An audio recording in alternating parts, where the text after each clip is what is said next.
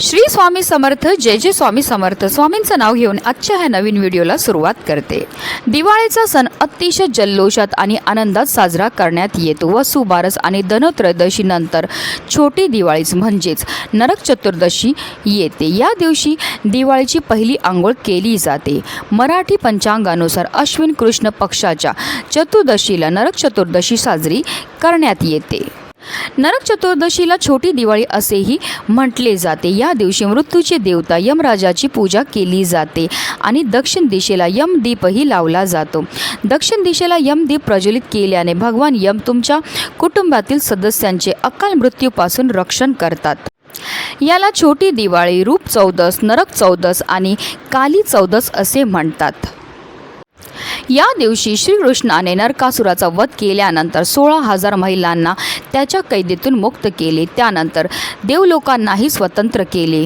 याच आनंदासाठी सर्वत्र दीप उजळून उत्सव साजरा केला जातो. या दिवशी श्रीकृष्ण, हनुमान आणि यमदेवाची पूजाही केली जाते. या दिवशी दक्षिण भारतात वामन पूजा देखील केली जाते. असे म्हणतात की बळीला भगवान विष्णूने वामन अवतारात दरवर्षी त्याच्याकडे पोहोचण्याचा आशीर्वाद दिला होता. याच कारणामुळे वामन पूजा केली जाते. बळी म्हणाले, हे भगवान, तुम्ही अश्विन कृष्ण त्रयोदशीपासून अमावास्येच्या अवधीत माझी संपूर्ण पृथ्वी मोजली आहे. म्हणून जी व्यक्ती माझ्या राज्यात चतुर्दशीच्या दिवशी यमराजाच्या निमित्त दीपदान करेल त्या व्यक्तीला यमयातना होऊ नयेत. तसेच जी व्यक्ती या पर्वात दिवाळी साजरी करेल त्याचे घर देवी लक्ष्मी कधीच सोडून जाणार नाही. आणि म्हणूनच आपल्याला या दिवशी पूजा तर करायची, सेवा तर करायची, पण त्याचबरोबर काही विशेष उपायसुद्धा करायचे आहेत. आणि म्हणूनच आपल्याला नरक चतुर्दशीच्या दिवशी फक्त हे एक फळ आपल्या पायाखाली दाबायचं. हे फळ पायाखाली दाबल्यामुळे संकट नावालाही उरणार नाही. तसेच नरक चतुर्दशीच्या दिवशी आपल्याला कोणत्या चुका ज्या आहेत त्या आवर्जून टाळायच्या, त्याचबरोबर आपल्याला कोणत्या गोष्टी ज्या आहेत त्या आवर्जून करायच्या आहेत याबद्दल सविस्तर आणि महत्त्वाची माहिती मी तुम्हाला या व्हिडिओमध्ये देणार आहे. तर व्हिडिओ पूर्ण पहा. जर तुम्ही माझ्या चॅनलवर नवीन असतील तर चॅनलला सबस्क्राईब करा आणि शेजारी बेल आयकॉनसुद्धा प्रेस करा, जेणेकरून तुम्हाला माझ्या नवनवीन व्हिडिओचं नोटिफिकेशन हे मिळत राहील आणि तुम्ही एक पण व्हिडिओ मिस करणार नाही. नरक चतुर्दशीच्या दिवशी आपल्याला सकाळी लवकर उठायचे. अगदी तुम्ही ब्रह्ममुहूर्तावर उठले तरीही चालणार आहे, कारण या दिवशी ब्रह्ममुहूर्तावर उठून स्नान करण्याला विशेष महत्त्व हे दिलं जातं. सकाळी ब्रह्ममुहूर्तावर उठल्यावर अंथरुणामध्ये बसूनच आपल्याला काय करायचं आहे, आपले दोन्ही हात जोडायचे आहेत आणि आपल्या तळ हातांकडे पाहून आपल्याला ओम नमो भगवते वासुदेवाय या प्रभावी मंत्राचा 11 वेळा जप हा करायचा आहे. त्यानंतर आपले हात आपल्या चेहऱ्याला लावायचेत आणि दिवसाची सुरुवात ही आपल्याला करायची आहे. नरक चतुर्दशीच्या दिवशी ब्रह्ममुहूर्तावर उठून अभ्यंग स्नानाला विशेष महत्त्व हे दिलं जातं. आता जर तुमच्या इथे पवित्र नद्या असतील तर आवर्जून तिथे जाऊन स्नान करा. पण हल्लीच्या धावपळीच्या जीवनामध्ये प्रत्येकालाच तीर्थक्षेत्री जाऊन स्नान करणं शक्य नसतं. म्हणूनच आपल्याला घरच्या घरी आंघोळीच्या पाण्यामध्ये ह्या काही वस्तू टाकायच्यात आणि आपल्याला स्नानही करायची. ही स्नान केल्यामुळे आपल्याला तीर्थक्षेत्री स्नान केल्याचं पुण्य हे प्राप्त होत असतं. तसंच आपल्याकडनं झालेल्या कळत नकळत पापांपासून सुद्धा मुक्तताही मिळत असते. तर आपल्याला आंघोळीला पाणी काढायचं आणि आंघोळीच्या पाण्यामध्ये सगळ्यात पहिली वस्तू जी आपल्याला टाकायचे ते म्हणजे गंगाजल. गंगाजल टाकून स्नान केल्यामुळे आपल्याला तीर्थक्षेत्री स्नान केल्याचं पुण्य प्राप्त होतं. तसेच आपल्याकडनं झालेल्या कळत नकळत पापांपासून सुद्धा आपल्याला मुक्तताही मिळत असते. दुसरी महत्त्वाची वस्तू जी आपल्याला आंघोळीच्या पाण्यामध्ये टाकायचे ते म्हणजे चिमूटभर हळद. हळद टाकून स्नान केल्यामुळे आपल्या कुंडलीमध्ये असणारा गुरुग्रह हा बलवान होतो, ज्यामुळे आपल्या जीवनामध्ये असणारी जी आर्थिक समस्या आहे त्यापासून आपल्याला मुक्तताही मिळत असते. तिसरी महत्त्वाची वस्तू जी आपल्याला आंघोळीच्या पाण्यामध्ये टाकायची आहे ते म्हणजे 1 चमचाभर गाईचं कच्चं दूध. दूध टाकून स्नान केल्यामुळे आपल्या कुंडलीमध्ये असणारा चंद्र हा बलवान होतो. चंद्र हा मनाचा कारक मानला जातो आणि जर आंघोळीच्या पाण्यामध्ये दूध टाकून स्नान केली तर त्यामुळे आपल्याला शारीरिक व मानसिक त्रासापासून मुक्तताही मिळत असते. तसेच राहू, केतू, शनी या ग्रहांचे दुष्प्रभावसुद्धा कमी होतात. पुढची वस्तू जी आपल्याला आंघोळीच्या पाण्यामध्ये टाकायचे ते म्हणजे चिमूटभर काळे तीळ. तिळांची उत्पत्ती ही श्री हरी विष्णूंच्या घामापासून झाली होती आणि आपण आंघोळीच्या पाण्यामध्ये जर तीळ टाकून स्नान केले तर त्यामुळे आपले पित्रही आपल्यावर प्रसन्न होत असतात, कारण काळे तीळ हे आपल्या पित्रांना समर्पित आहेत. तसेच आपल्या कुंडलीमध्ये असणाऱ्या राहू, केतू, शनी या ग्रहांचे दुष्प्रभाव कमी होतात, शत्रुबाधा दूर होते, नकारात्मकता, इडापिडा दूर होण्यामध्ये मदतसुद्धा मिळत असते.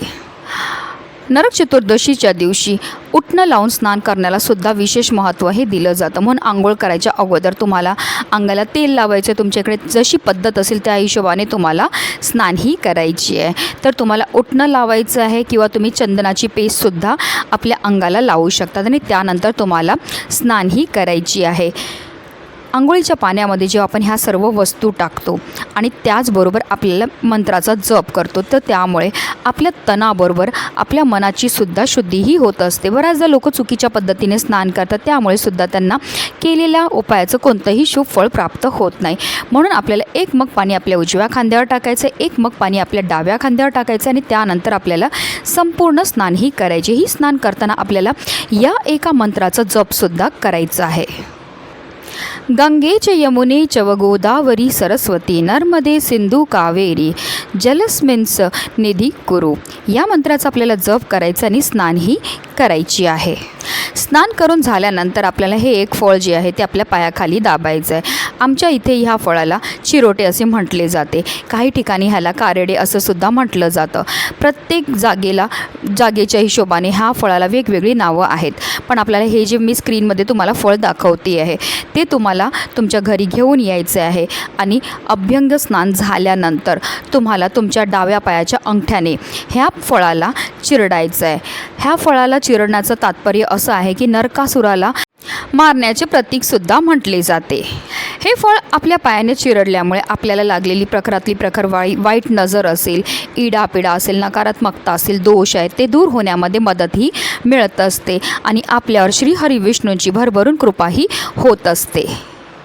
त्यानंतर हे फळ जे आहे ते आपल्याला आपल्या घराच्या बाहेर नेऊन फेकून द्यायचे. अशा रीतीने आपल्याला हा उपाय जो आहे तो नरक चतुर्दशीच्या दिवशी करायचा आहे. अतिशय साधा आणि सोपा उपाय आहे, पण हा उपाय केल्यामुळे आपल्या आयुष्यामध्ये असणारी जेवढी पण नकारात्मकता आहे, इडापिडा आहे, दोष आहे ते दूर होण्यामध्ये मदतही मिळत असते. अगदी लहानातल्या लहान आपल्या घरामध्ये जेवढे पण सदस्य असतील प्रत्येकाला आवर्जून हे चिरोटे जे आहे ते आपल्या पायाने दाबायला लावायचंच आहे.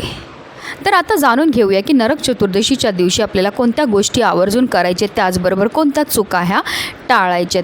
तर नरक चतुर्दशीच्या दिवशी आपल्याला मांसाहार त्याचबरोबर मद्यपान चुकूनही करायचं नाही आहे. या दिवशी केस किंवा नख कापणं टाळायचं आहे. नरक चतुर्दशीच्या दिवशी आपल्याला ब्रह्ममुहूर्तावर उठायचं आहे, जास्त वेळ झोपायचं नाही आहे.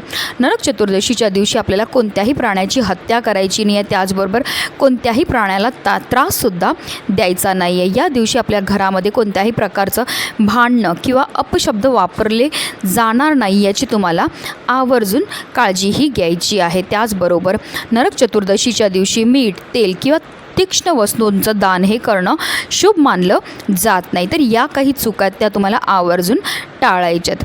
तसेच नरक चतुर्दशीच्या दिवशी 14 दिवे लावण्याला विशेष महत्त्व हे दिलं जातं. या दिवशी भगवान श्रीकृष्णाची उपासनेला सुद्धा खूप महत्त्व दिलं जातं.